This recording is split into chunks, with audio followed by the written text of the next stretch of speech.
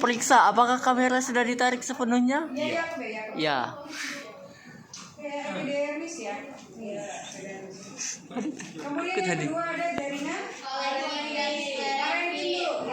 parenkim. Ini yang tadi untuk nyimpan cadangan makanan. Kemudian yang ketiga ada jaringan Penguat. Penyokong. Ya. Kolenkim dan selekerenkim. Sekalerenkim. Yang berikutnya jaringan Jaringan pengangkut, silem dan floem. film dan loen. Sekarang kita masuk ke jaringan primer. Kemarin sudah dijelasin, yaitu jaringan meristem apikal.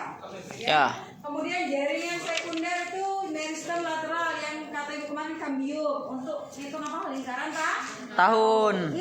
Ingat. Tanaman. Ya, Bu.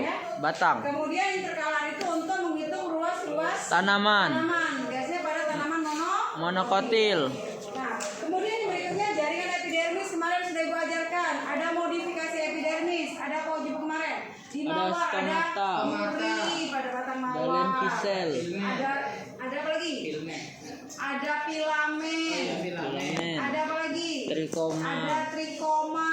Ada stomata ya. Minggu kemarin sudah. Lentisel. Iya, rambut halus pada misalnya pada bulu-bulu halus pada permukaan daun waru, daun terong, tanaman terong ya kan? Pernah pegang nggak? Pernah pegang nggak? Nah, pernah terpegang duri mawar nggak? Pernah. Epidermis, modifikasi epidermis ya. Kemudian ada apa lagi? Ada yang berikutnya parenkim yang kata ibu tadi. Ada parenkim batang, ada parenkim daun, ada parenkim buah dan lain sebagainya ya. Kemudian ini kolenkim dan sklerenkim yang barusan kita pelajari. Kalau kolenkim ini biasanya untuk bagian tanaman yang muda, ya. Dibukakan parenkim dulu. Jadi parenkim ini biasanya untuk cadangan. Astagfirullah, anakku. Astagfirullah. Atau cadangan ya. Iya. Nah ini bisa di batang, ya. Bisa di pada bagian akar, batang, dan daun. Kemudian ada lagi kolenkim. Biasanya kolenkim ini untuk bagian muda tanaman. Di mana bagian muda? Astagfirullah, anak muda. Ya, Astagfirullah.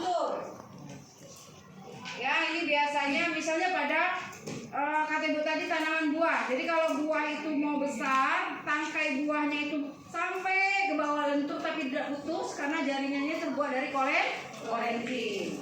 Kalau dia jaringan penguatnya pada bagian tanaman yang tua atau dewasa, yang biasanya keras, ini biasanya namanya sklerenkim. Misalnya pada batok kelapa. Tahu batok kelapa enggak? Tahu.